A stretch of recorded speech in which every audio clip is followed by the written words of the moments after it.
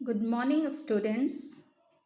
आज हम लोग सूरदास के 11वें पद का अध्ययन करेंगे, जो कि आखिरी इस पाठ का पद है। संदेशो देवकी सो कहियो, हो तो धाई तिहारे सुत की, मया करत ही रहियो। यद्यपि टेब तुम जानती उनकी, तो मोही कही आवे। प्रात होत मेरे लाल लड़ते, तय माखन रोटी भावे। तेल उपटनो अरु तातो जल, ताही देखी भज जाते। जेई जेई मांगत सोई सोई देती, क्रम क्रम करिके नहाते। सूर पथिक सुन मोहि रैनी दिन, बढ़ियो रहत उर सोच। मेरो अलक लड़तो मोहन, है करत संकोच। अब हम लोग इस पद के कठिन शब्दों का अर्थ देखेंगे। धाई मतलब धात्री, यानी माँ के समान पालन पोषण करने वाली। मया, मया मतलब दया। टेब मतलब आदत। तातो जल यानी गर्म पानी। क्रम क्रम करिके यानी धीरे धीरे करके। अलग लड़े तो मतलब बहुत प्यारा। सोच मतलब चिंता। अब हम लोग इसका प्रसंग देखेंगे। इसमें सूरदास जी कहते हैं कि जब श्री कृष्ण जो है वो मथुरा चले जाते हैं, तो माँ यशोदा जो है वो क्या होती, बहुत दुखी होती हैं। उन्होंने अत्यधिक दुखी एवं स्नेहिल हृदय से, ममतामयी हृदय से उद्धव के द्वारा देवकी के लिए संदेश भिजवाया। इसी का बहुत ही सुंदर वर्णन यहाँ पे सूरदास जी ने किया है। देखा जाए व्याख्या। संदेशो देवकी सो कहियो।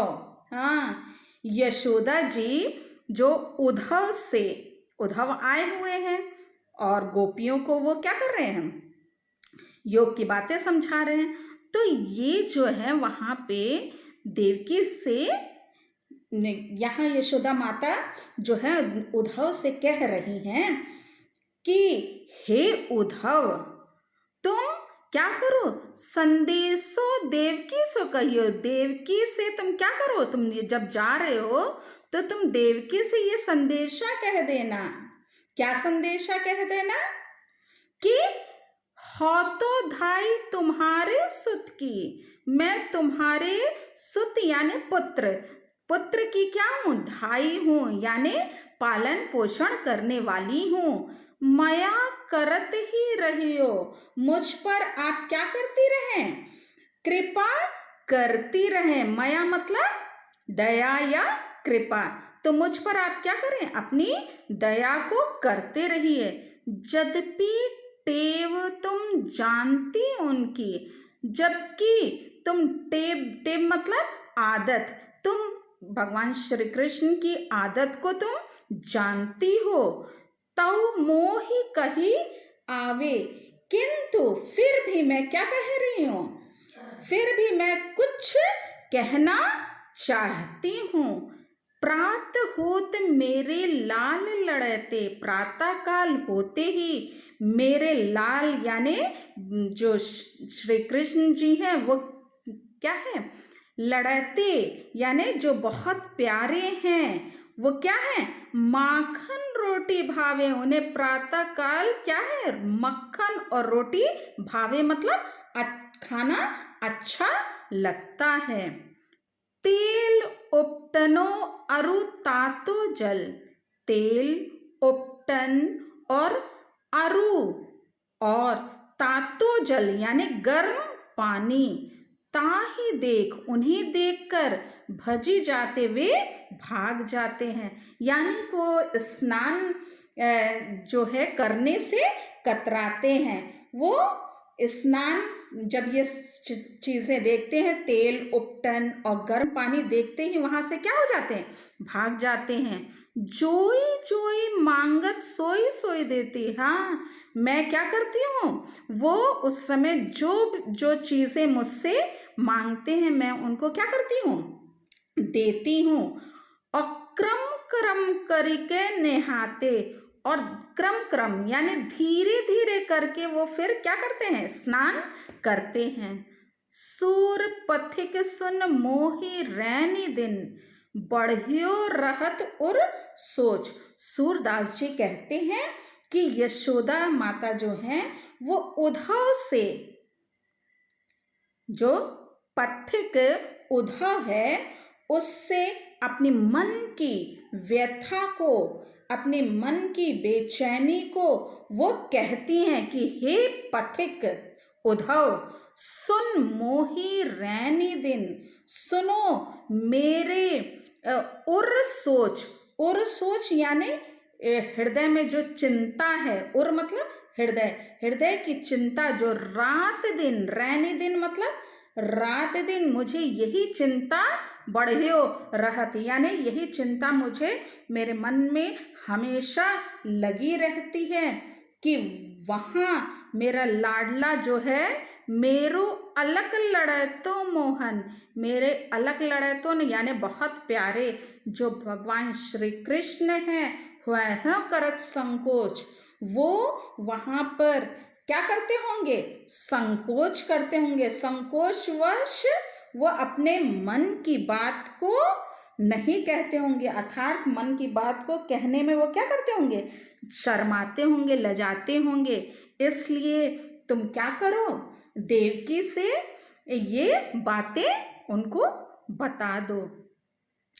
ये तो रहा बच्चों इस पद की व्याख्या। अब हम लोग इसका काव्यगत सौंदर्य देखेंगे।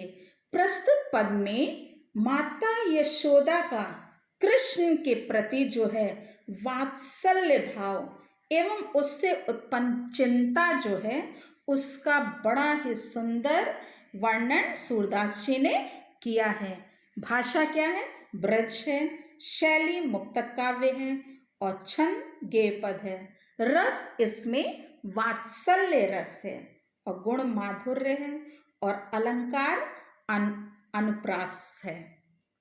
तो इस प्रकार से बच्चों ये सूरदास के जो सूर सागर से लिए हुए जो पद आपके कोर्स में हैं वो कंप्लीट होते हैं। इसको आप अच्छे से अध्ययन कीजिएगा और इसका नोट्स तैयार कर लीजिएगा, क्योंकि आपके परीक्षा में इसका संदर्भ प्रसंग सहित व्याख्या पूछी जाती है काव्यगत सौंदर्य के साथ। अब हम लोग संस्कृत के पाठ का अध्ययन करेंगे। अब हम लोग संस्कृत के प्रथम पाठ वाराणसी का अध्ययन करेंगे। फर्स्ट पैराग्राफ में जो कठिन शब्द आए हैं उसका अर्थ इस प्रकार है। सुविख्याता मतलब बहुत प्रसिद्ध, विमल यानी स्वच्छ, सलिल मतलब जल, तरंग यानी लहर, कूले यानी किनारे पर, वलयाकृति घुमाव के आकार वाली, राज्यते यानी सुशोभित होती है, विलोक्य मतलब देखकर। अब हम लोग पाठ का अर्थ देखेंगे। वाराणसी सुविख्याता प्राचीन नगरी। वाराणसी बहुत प्रसिद्ध प्राचीन नगरी है। इयं यह विमल सलिल तरंगाया, विमल मतलब स्वच्छ और सलिल मतलब जल और तरंगाया मतलब लहर, तो लहरों वाली। कैसे, यह स्वच्छ जल की लहरों वाली गंगायाः कूले, गंगा के किनारे, कूले मतलब किनारे पर या तट पर, स्थिता स्थित है। फिर से देखें, वाराणसी बहुत प्रसिद्ध प्राचीन नगरी है। यह स्वच्छ जल की तरंगों वाली गंगा के किनारे स्थित है या गंगा के तट पर है। अस्याः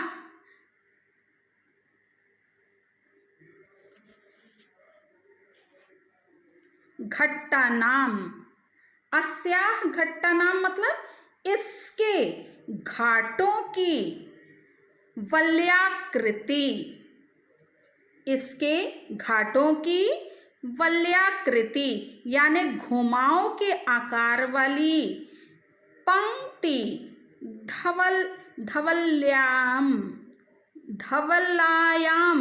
चंद्रिकायाम बहु राज्यते, यानी धवल यानी श्वेत, इसकी जो आकृति है वो कैसी है, घुमाव के आकार वाली, और पंक्ति है धवल यानी श्वेत, चंद्रिकायाम चांदनी में, बहु राज्यते, बहु यानी बहुत, राज्यते मतलब सुशोभित होती है। अगणिता पर्यटका, अगणित यानी जिनकी कोई गिनती ना हो, अनगिनत जो हैं वो क्या होते हैं, पर्यटका, पर्यटक। सुदूरेभ्य, सुदूरेभ्य मतलब दूर दूर देशों से, नित्यम नित्य, प्रतिदिन, अत्र, अत्र मतलब यहाँ, आयन्ति, आयन्ति मतलब आते हैं। अब पूरे का अर्थ देखेंगे। सुदूरेभ्य, सुदूरेभ्य मतलब दूर दूर के, देशेभ्य देशों से, अगणिता पर्यटका अनेक पर्यटक, नित्यम यानी प्रतिदिन, अत्र मतलब यहाँ, यहाँ प्रतिदिन, आयन्ति, आयन्ति मतलब आते हैं।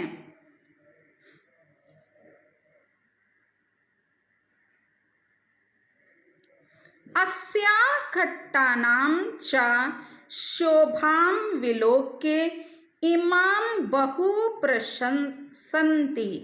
अस्याः घट्टानां च और इसके घाटों की, शोभां विलोक्य शोभा को देखकर, इमां बहु प्रशंसन्ति प्रशंसा करते हैं।